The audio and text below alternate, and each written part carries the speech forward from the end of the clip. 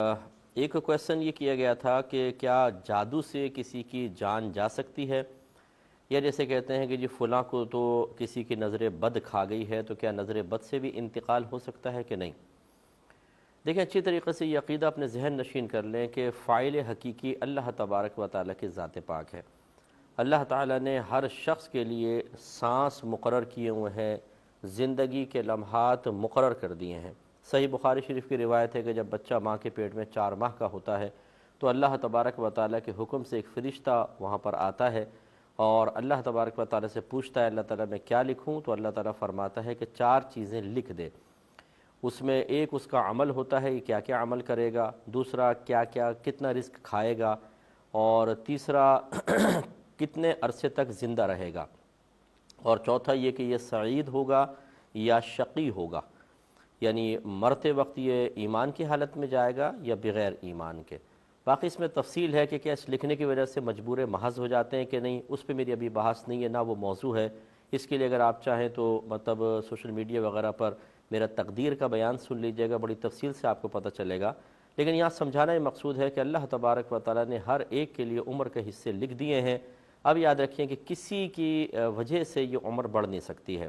یہ جو کہا جاتا ہے کہ صلہ رحمی سے عمر بڑھ جاتی ہے، نیکیوں سے عمر بڑھتی ہے، اس کا مطلب ہے عمر میں برکت پیدا ہوتی ہے، یعنی با اعتبار مقدار کے آگے پیچھے نہیں ہوگی۔ قرآن کی نص قطعی ہے کہ جب کسی کی موت کا وقت آ جاتا ہے، نہ ایک لمحہ آگے ہوگا نہ ایک لمحہ پیچھے ہوگا۔ اس کا مطلب ہے کہ جان تو اللہ تبارک و تعالی نکالے گا۔ اس کے پیش نظر یہ کہنا بالکل صحیح ہے کہ نہ کوئی جادو سے مار سکتا ہے اور نہ کوئی نظر بد سے مر سکتا ہے۔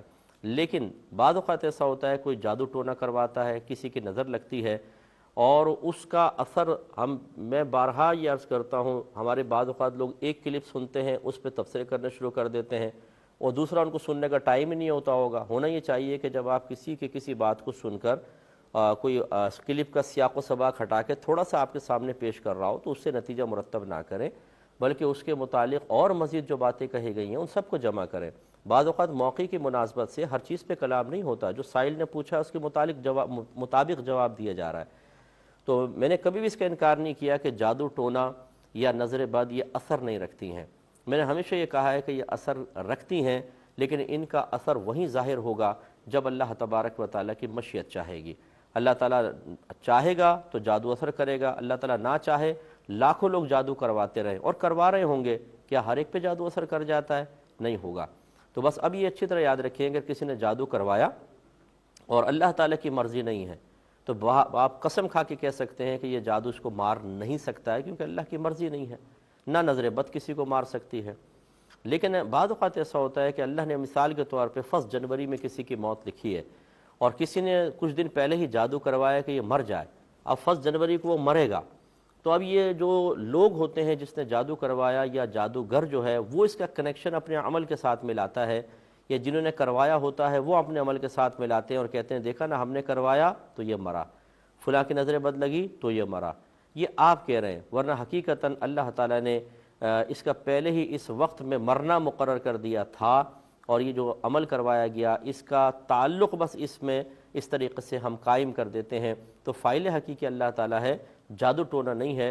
اس لیے میں آپ کو مضبوط اعتقاد والا بنانے کی غرض سے کہتا ہوں، کسی کے جادو ٹونے سے ڈرنے کی کوئی ضرورت نہیں ہے۔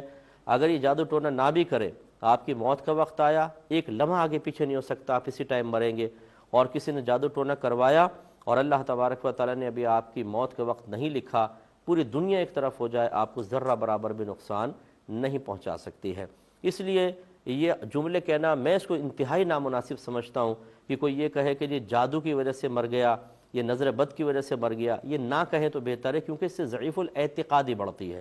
اس کے برعکس یہ کہنے میں کوئی حرج نہیں ہے جو ٹرک والے نے مار دیا یہ بیماری کی وجہ سے مر گیا، کیونکہ اس میں ضعیف الاعتقادی نہیں ہوتی، ان میں ضعیف الاعتقادی بڑھتی ہے۔ اس سے جعلی لوگوں کے آستانے آباد ہیں، اس سے فراڈیے لوگوں نے لوگوں کے نفسیات سے کھیل کر نہ ان کی عزتوں کو چھوڑا ہے، نہ ان کے مال کو چھوڑا ہے، نہ ان کو منہ دکھانے کے قابل چھوڑا ہے۔ مجھے اپنا کوئی ذاتی میرا کیا مسئلہ ہے؟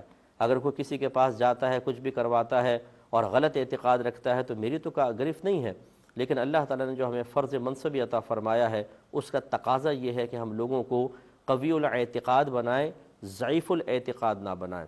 بس یہی میری تمام تر تعلیم کا ایک بنیادی مقصد ہوتا ہے یا اساس بنتی ہے کہ ہم چاہتے ہیں لوگ قوی الاعتقاد بنیں، اس لیے ہم مطلقاً کہتے ہیں جادو ٹونے سے کچھ بھی نہیں ہوگا، اللہ تبارک و تعالیٰ کے چاہے سے ہوگا، اور اسی اعتقاد کو آپ مضبوط رکھیں۔ تو خلاصہ پھر میں ایک دفعہ عرض کر دیتا ہوں کہ یہ نہ کہیں کہ جی جادو نے مار دیا، نظر بد نے مار دیا، صرف یوں کہیں میرے رب نے اس کو موت دی ہے، میرے رب نے اس کو اس وقت مارنا مقصود رکھا تھا۔ اب یہ الگ بات ہے کہ اگر کوئی جادو ٹونا کروائے تو وہ یہ کہہ کے بری ذمہ نہیں ہو سکتا کہ دیکھیں نا مفتی صاحب نے کہا اللہ نے مارا، ہم نے کوئی مارا ہے، ہم نے تو جادو کروایا تھا، مارا تو اللہ نے ہے۔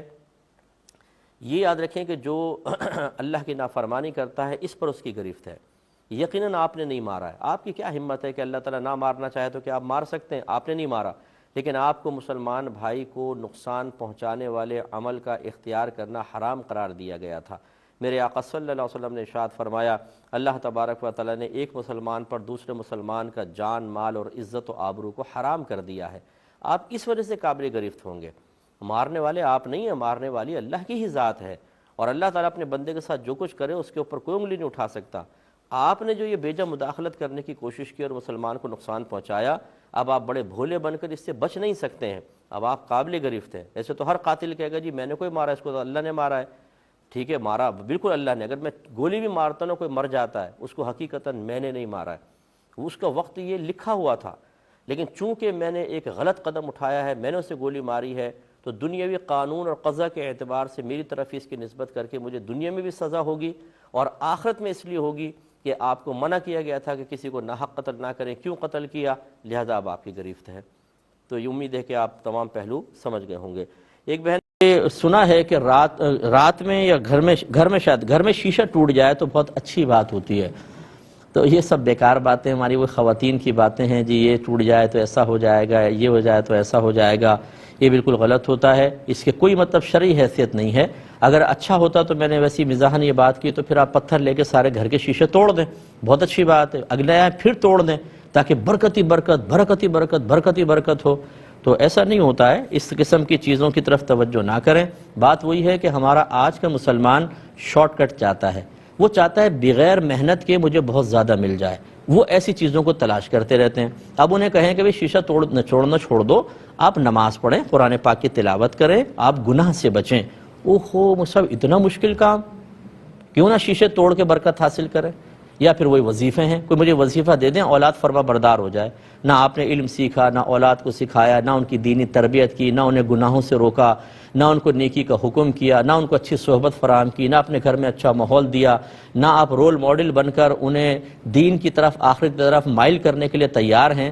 ایک وظیفہ دے دیں، ان ساری محنتوں کو ہٹا دیں، ایک وظیفہ دیں، یہ پڑھیں، اور بچے سارے ہاتھ باندھ کے کھڑے ہوں کہ امی جان حکم فرمائیں، بیوی کو طلاق دینی ہے طلاق دے دیں گے، پوری تنخواہ آپ کو دینی ہے دے دیں گے، اپنے فلیٹ دکانیں مکان آپ کے نام کرنے ہو دے دیں گے۔ اگر آپ یہ خواب دیکھ رہے ہیں تو ان خوابوں کو چھوڑ دیجئے، ہر چیز کا وظیفہ نہیں ہوتا ہے، نہ ہمارے نبی کریم صلی اللہ علیہ وسلم نے ہر چیز کو وظیفوں سے حاصل کرنے کی ترغیب دی ہے۔ اگر یہی ہوتا تو قرآن و حدیث کو بند ہی کر دیں پھر، کیونکہ ان میں تو ایسی تعلیمات ہیں جن پر عمل پیرا ہونا ہوگا۔ تو خلاصہ کلام یہ ہے کہ اس طرح کی توہمات سے آپ بچیں، اچھی تعلیم حاصل کریں اور اس کے تقاضے کے مطابق عمل کریں۔ بہن نے فرمایا کہ ہمارے ایسا ہوتا ہے کہ میت کو غسل دینے کے بعد اس پہ پھول ڈالتے ہیں، تو بعض نے منع کیا کہ پھول ہٹا دو، اس سے میت پر وزن پڑتا ہے۔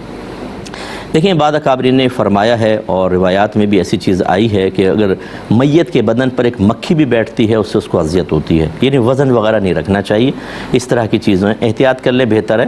لیکن یہ بھی فقہا نے لکھا ہے کہ کسی تھیلی میں کوئی مٹی وغیرہ کر کے تھوڑی بہت وہ اس کے پیٹ کے اوپر رکھ دیں تاکہ اس کا پیٹ پھول نہ جائے، کیونکہ ہوا بعض اوقات اندر جاتی ہے تو پیٹ پھول جاتا ہے، یہ وزن رکھنے کی بھی اجازت دی ہے، اور یہ پھول پتی کا وزن تو بہت ہی کم ہوتا ہے۔ تو خلاصہ کلام یہ ہے کہ یہ پھول پتی وغیرہ ڈالنا کوئی فرضیہ واجب بھی نہیں تھا، اور نہ ڈالیں تو بیسٹ ہے، اور ڈال دیا تو ایسا نہیں ہے کہ میت بہت زیادہ اس سے کوئی اذیت اور تکلیف محسوس کرے گی، بلکہ جب تک وہ پتیاں تر رہیں گی، بحکم حدیث ذکر الہی کریں گی تو اس کو نفع ہوگا۔ اوپر نہ ڈالیں، اطراف میں ڈال دیں، یہ بیسٹ ہے، سب سے اچھا ہے۔